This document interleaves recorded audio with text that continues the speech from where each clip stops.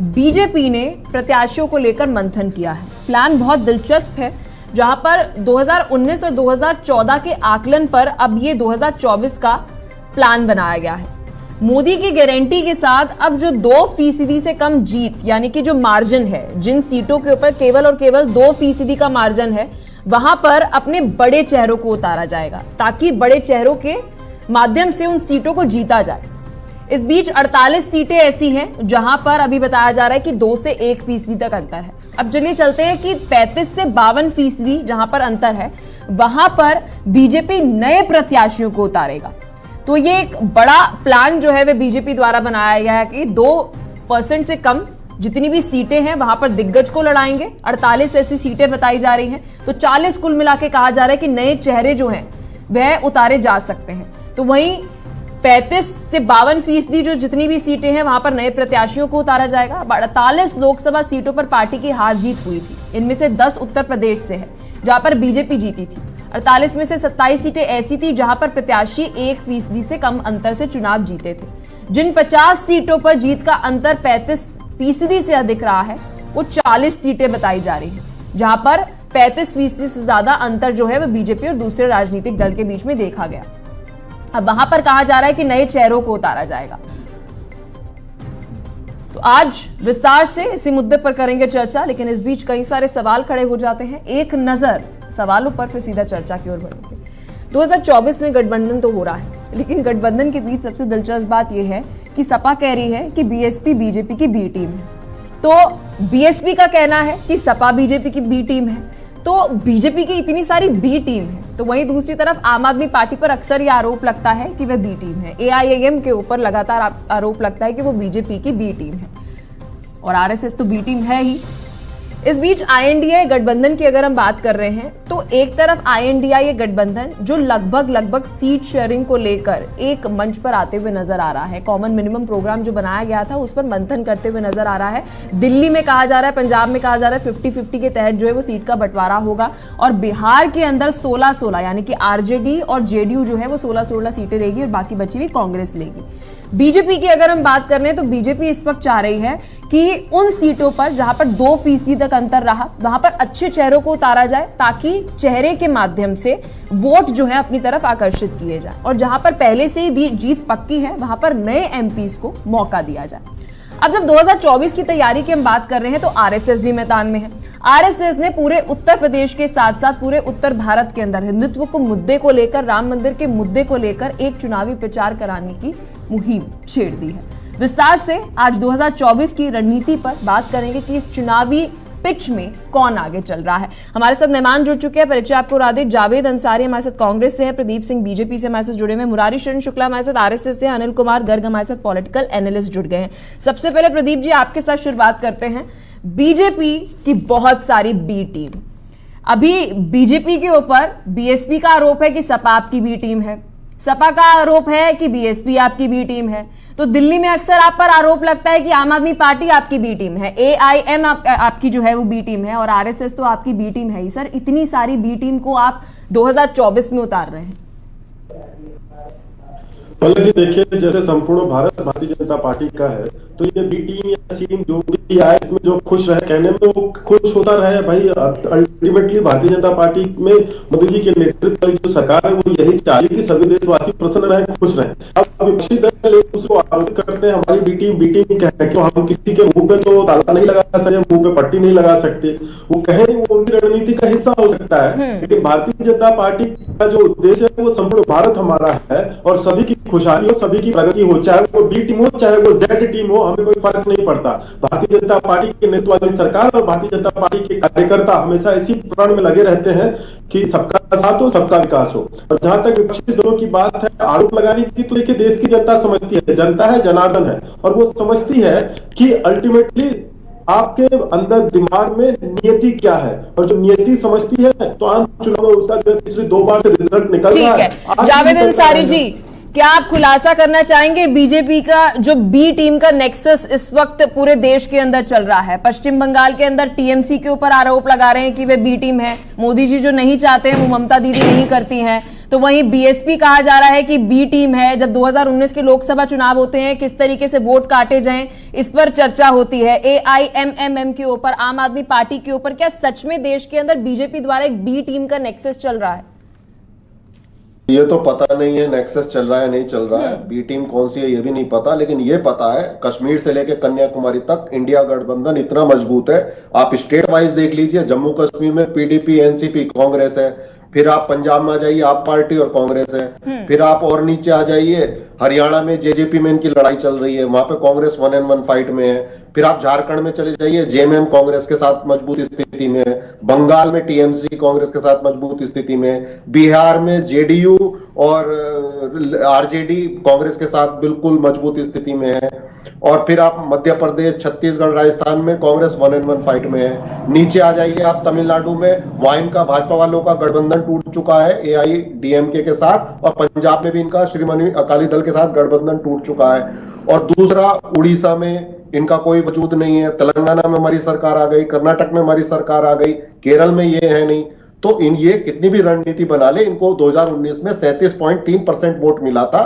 और आज जो इनके जो गठबंधन में है, हमने 26 दलों का एक इंडिया अलायंस बनाया है, तो इन्होंने जोश में आके 38 दलों का दुनिया देश को दिखाने का प्रयास किया। लेकिन 38 पार्टियों में इनकी केवल जो इनके गठबंधन में पार्टी है, 25 पार्टी ऐसी है जिसका कोई एमपी नहीं है, मेंबर ऑफ पार्लियामेंट ही नहीं है। और 7 पार्टी ऐसी हैं जिसका केवल एक ही मेंबर ऑफ पार्लियामेंट है। इनके पास एक शिवसेना है, वो भी चोरी से इन्होंने कब्जा किया है, 13 एमपी उसके हैं। वरना इनका गठबंधन पूरी दुनिया में सबसे कमजोर गठबंधन जो है भाजपा का है। और इस टाइम इंडिया अलायंस जो है वो इतनी मजबूत स्थिति में है। लेकिन 2019 के अंदर सरकार तो बीजेपी की मिली, 303 सीटें भी बीजेपी को मिली। सरकार तो सर बीजेपी ने ही बनाई। बहरहाल विस्तार से हम 2024 की भी चर्चा करेंगे। आरएसएस से हमारे साथ मुरारी शरण शुक्ला जी हैं। सर, कहा जा रहा है कि उत्तर प्रदेश के साथ साथ पूरे उत्तर भारत के अंदर आरएसएस ने एक बड़ी जिम्मेदारी ली है कि राम मंदिर की प्राण प्रतिष्ठा को लेकर आराम से राममय पूरे उत्तर भारत को रखा जाए, ताकि 2024 के अंदर हिंदुत्व का मुद्दा कहीं गायब ना हो जाए। जी मुरारी जी। हिंदुत्व राजनीतिक मुद्दा बनाया इन सेक्युलर दलों ने मिलकर। हिंदुत्व कभी राजनीतिक मुद्दा था नहीं, राजनीति का विषय है नहीं। किंतु जब राम जन्मभूमि की बात आती है, हमने सारे दलों को निमंत्रण दिया था कि आइए राम के मंदिर के निर्माण में सहायता करिए, लेकिन इनको राम से परहेज था। राम के बारे में सुप्रीम कोर्ट में हलफनामा देकर ये कहते थे राम काल्पनिक हैं। राम सेतु तोड़ने के तमाम प्रयत्न हुए और वो हलफनामा इनको बाद में शर्मसार होकर वापस लेना पड़ा। ये राम को काल्पनिक कहने वाले लोग अब कहते हैं कि राम का श्रेय बीजेपी ले रही है। तो भाजपा यदि आंदोलन में सम्मिलित थी तो श्रेय लेना उनका बनता है।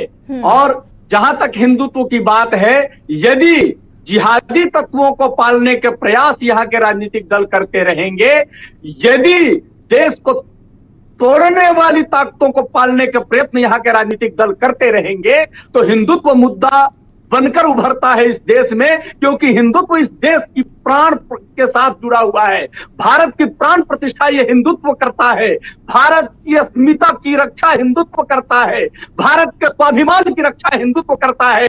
हम उनके साथ खड़े नहीं हो सकते जो विदेशों में जाकर भारत को गाली दिया करते हैं, भारत को शर्मसार किया करते हैं, भारत को बेइज्जत करने की कोशिश करते रहते हैं। मोदी विरोध किए, आग में जलते जलते ये देश का विरोध करने लग जाते हैं। क्योंकि 2024 की रणनीति पर विस्तार से चर्चा हो रही है, क्योंकि बीजेपी ने एक नया प्लान बनाया है। उस प्लान को लेकर विस्तार से चर्चा हो रही है। और INDIA सीट शेयरिंग को लेकर कहां तक पहुंचा, उसका भी एक पूरा ब्रीफ आपके सामने रख रहे हैं। लेकिन फिलहाल वक्त हो चला एक छोटे से ब्रेक का। मिलते हैं आपसे ब्रेक के इस बार। कुणाल गोस्वामी हमारे साथ जुड़े हुए हैं लाइव तस्वीरों के साथ। क्या कुछ अपडेट कुणाल आपकी तरफ से, क्योंकि कहा जा रहा है कि अयोध्या में तैयारियां इस वक्त पूर्ण हो चुकी हैं, क्या कुछ है ग्रास रूट पर रिपोर्ट?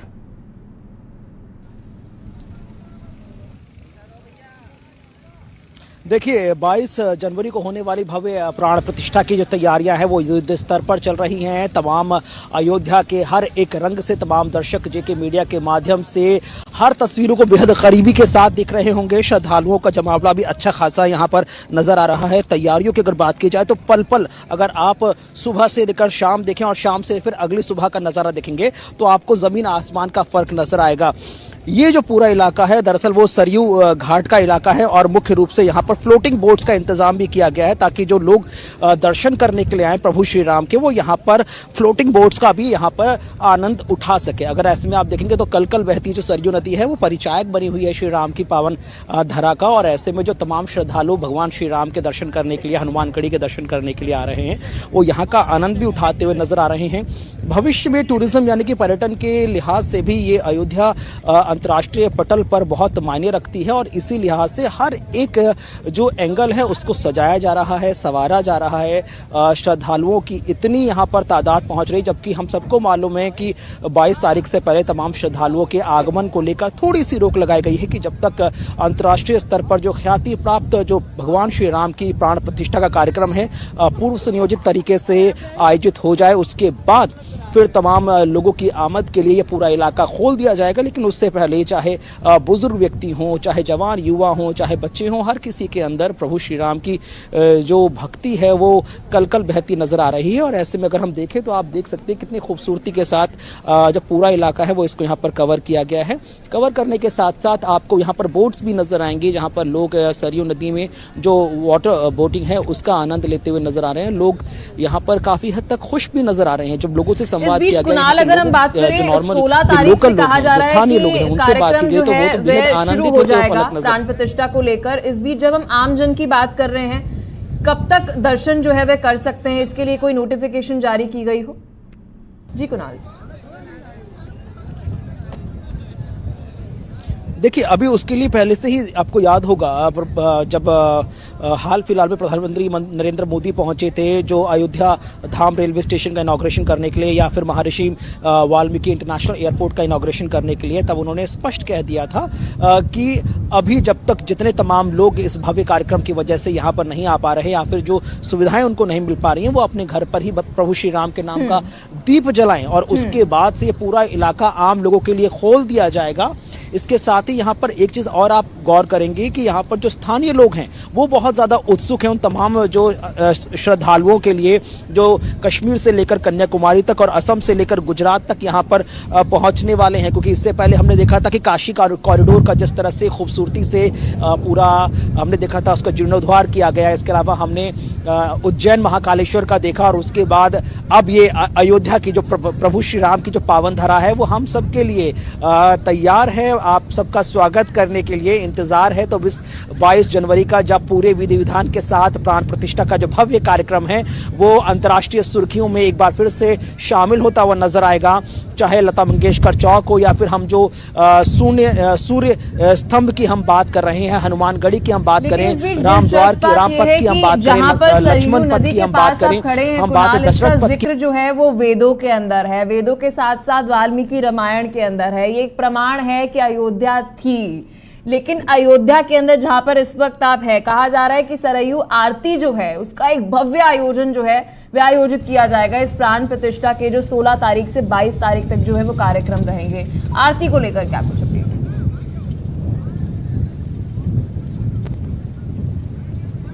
देखिए, अगर हम संध्या आरती की बात करें तो मैं अपने कैमरा पर्सन बलदेव से कहूंगा कि वो बलदेव जरा वो पूरा घाट दिखा दीजिए। तो धीरे धीरे पूरा तैयार किया जा रहा है। ये पूरे इलाके हैं जिससे पहले आपने दशाश्वमेध घाट जो बहुप्रसिद्ध घाट है काशी का, उस पर आप देखते होंगे कि जो संध्या आरती होती है, उसी तरह इन्हीं घाटों पर अब पूर्व सुनियोजित तरीके से यहाँ पर भी आरतियों का आयोजन किया जा रहा है। फिलहाल हमने जो अभी यहाँ पर जो पंडित पुजारी हैं उनसे बात की तो उन्होंने कहा कि शाम को 6 बजे जब आप आएंगे तो यहाँ की छटा ही एकदम अलग होगी, अनोखी होगी, क्योंकि यहाँ पर भव्य आरती का बिल्कुल आयोजन किया जाएगा। और उससे पहले फिलहाल अभी यहाँ पर इतनी वो रौनक नजर नहीं आ रही है। हाँ, अगर हम राम की पेड़ी की हम बात करें, क्योंकि उसके दृश्य भी हम समय समय पर हम आपको दिखाएंगे, जहाँ पर बहुत खूबसूरती के साथ जो मैथिली शैली में जो कारीगर हैं वो पेंटिंग से दीवालों को का रंग रोगन कर रहे हैं, उनको सजा रहे हैं, संवार रहे हैं।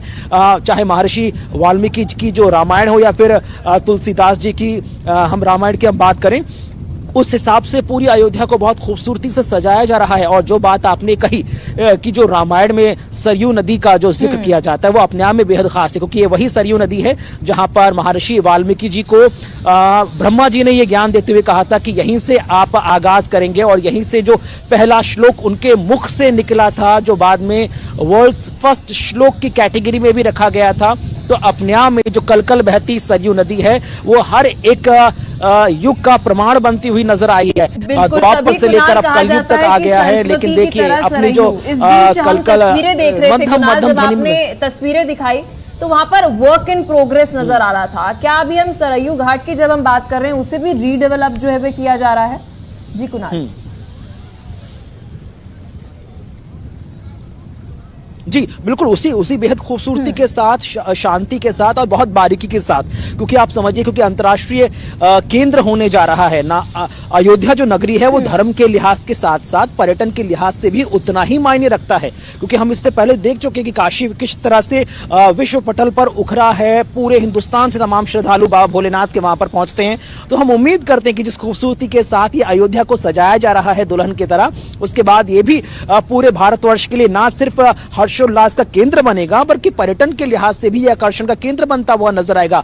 इंतजार होगा तो उस अंतिम दिन का जब ये प्रधानमंत्री नरेंद्र मोदी कहते हुए नजर आएंगे कि अब ये प्रभु श्री राम की जो पावन धरा है वो हर एक व्यक्ति के लिए बहुत खुले मन से, खुले हाथों के साथ उनका स्वागत करती हुई नजर आ रही है। और बहुत अच्छी चीज यहाँ पर यह भी है कि आप सिक्योरिटी के लिहाज से आप देखेंगे तो सिक्योरिटी के भी बहुत खास इंतजाम किए गए हैं।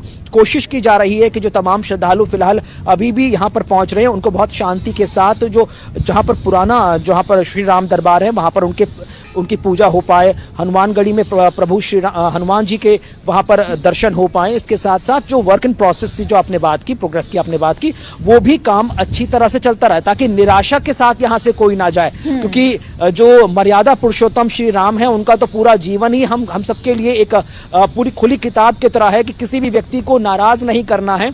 और सबसे बड़ी बात तो यहाँ पर हमने जब कहते हैं कि मंगल भवन अमंगल हारी द्रबहु सुदशरथ अजर बिहारी, यानी कि जो कुछ होता है प्रभु श्री राम की इच्छा से होता है और उनके कहे बिना एक पत्ता तक नहीं हिलता। ये प्रभु श्री राम की ही इच्छा है कि इतने सालों के वनवास के बाद अब जब पूर्ण प्रतिष्ठा के साथ भगवान श्री राम अपने महल से दरबार में विराजने जा रहे हैं, जो नव्य है, जो भव्य है, जो दिव्य है, उसकी जटा हम सबको आकर्षित करती हुई नजर आएगी। पलक, इस बीच श्रद्धालुओं के साथ आपने संवाद किया हो कुणाल, और इसके साथ अगर हम बात करें पलक तो देखने को मिल रहा है राम मंदिर की प्राण प्रतिष्ठा को लेकर। जी कुणाल।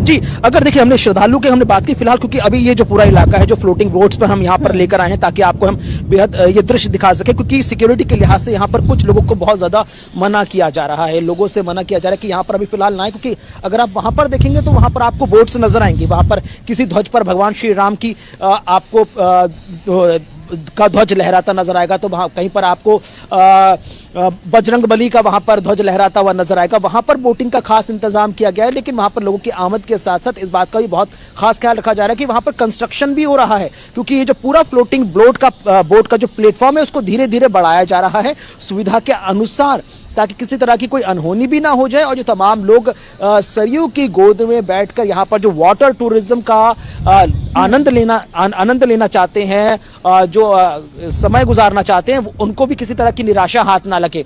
इसके साथ ही साथ जब हम बात करें, ये जो ब्रिज आप देख रहे हैं, क्योंकि ये मुख्य धारा बनेगा, ये मुख्य धारा इस हिसाब से बनेगा क्योंकि ये इसके जस्ट आप देखेंगे तो यहाँ से जो एक्सप्रेसवे है वो आगे जुड़ता हुआ नजर आता है। बस्ती की तरफ ये इलाका पूरा निकल जाता है और वहां से भी काफी हद तक जो लोग हैं वो यहाँ पर आने की कोशिश करते हैं, लेकिन वहां पर कोशिश की जा रही है क्योंकि वहां पर भी बहुत खूबसूरती के साथ लाइटिंग का इंतजाम किया जा रहा है ताकि शाम को जब ये पूरा जो ब्रिज है वो जगमग जगमग करता हुआ नजर आए, सतरंगी रोशनी में जब दिखेगा तो कई किलोमीटर दूर से आप इसका आनंद ले सकते हैं। इसके साथ साथ ये भी कोशिश की जा रही है कि आने वाले वक्त में कि ये जो पूरा घाट है, जो वेदों के अंदर सरयू को लेकर आपने जिस तरीके से तस्वीरें दिखाई कि सरयू घाट पर तैयारियां किस तरीके से हो रही हैं, तो वेदों में जिक्र है कि सरस्वती जैसी सरयू, तो वहीं दूसरी तरफ हम जब चलते हैं अथर्ववेद के अंदर तो ये बात कही गई है कि अयोध्या उस वक्त थी तो लेकिन संपन्न भी थी। एक वह तस्वीर पूरा विश्व अब देख रहा है कि हमारी अयोध्या एक बार फिर से संपन्न होने जा रही है।